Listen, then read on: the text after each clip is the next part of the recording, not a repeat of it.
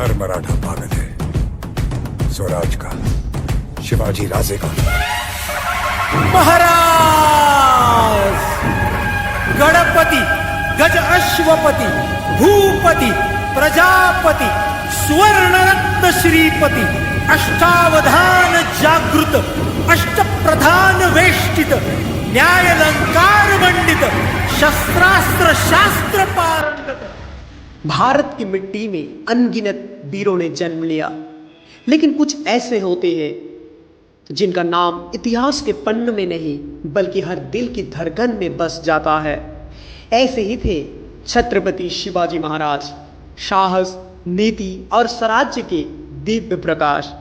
एक बालक जिसने बचपन से अन्याय के खिलाफ आवाज उठाई, एक योद्धा जिसने ना केवल युद्ध जीते बल्कि दिल भी, एक राजा जिसकी तलवार से ज्यादा जिसकी नीति ने इतिहास बदला।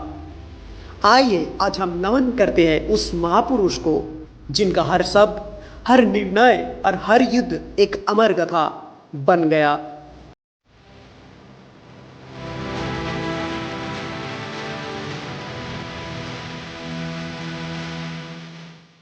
साल 1630, सिबनेरी का भव्य किला। उस किले में गूंजती संतान की किलकारियां। लेकिन यह साधारण बालक नहीं था, यह भविष्य का स्वराज्य निर्माता था। माता जीजाबाई केवल एक मां नहीं थी, वे शिवाजी महाराज की सबसे पहली गुरु थी। उन्होंने बालक शिवा को केवल कहानियां नहीं सुनाई बल्कि इनमें धर्म, साहस और स्वराज्य की लौ प्रज्वलित कर दी। उन्होंने कहा, बेटा यह भूमि केवल एक राजा की नहीं, यह इसकी संतान का है। इस पर पराया अधिकार क्यों हो? और यही से जन्म हुआ हिंदवी स्वराज के विचार का।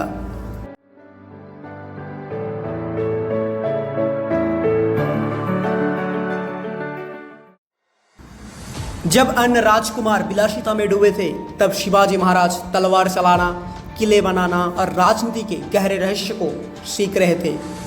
वे जानते थे स्वतंत्रता केवल इच्छाओं से नहीं बल्कि संकल्प से प्राप्त होती है। 16 वर्ष की आयु में ही उन्होंने पुणे क्षेत्र को अपने नियंत्रण में लिया और पहली बार स्वराज्य की संकल्पना को साकार किया। लेकिन ये केवल शुरुआत थी।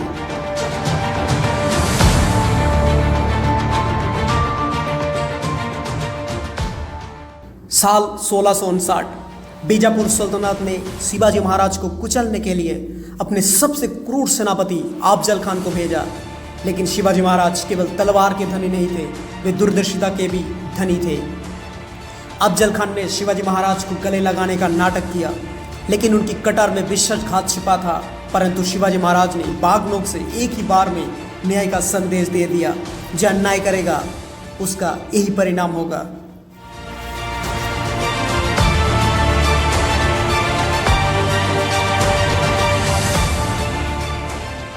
शिवाजी महाराज जानते थे कि शक्तिशाली मुगल और आदिलशाही सेनाओं को सीधे युद्ध में हराना कठिन है। इसलिए उन्होंने अपनाई एक नई रणनीति, गुरिल्ला युद्ध नीति। तेजी से हमला करो, शत्रु को भ्रम में डालो और तुरंत किलों में सुरक्षित लौट आओ। यह नीति इतनी प्रभावी थी कि औरंगजेब तक उनका सामना करने में असहाय महसूस करता था।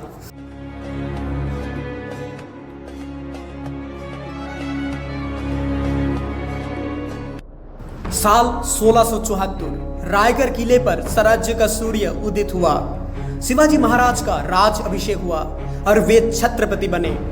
यह केवल एक राजा का ताज पहनना नहीं था, यह स्वराज्य के सपनों को साकार करना था। यह क्षण बताते हैं संकल्प और परिश्रम से कुछ भी असंभव नहीं। एक साधारण मराठा सरदार अब एक संपूर्ण साम्राज्य का स्वामी था।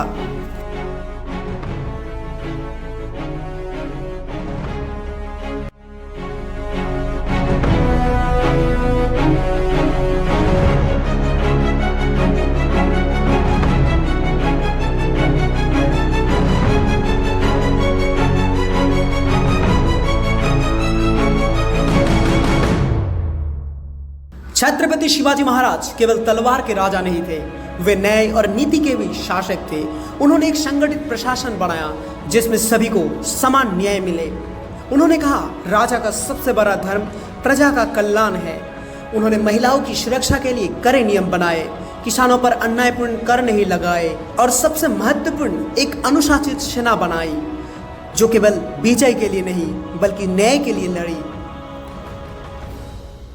6 अप्रैल 1680 वो दिन जब शिवाजी महाराज ने इस दुनिया को छोड़ दिया, लेकिन उनका आदर्श, उनका नीति, उनका स्वराज्य कभी नहीं मरा।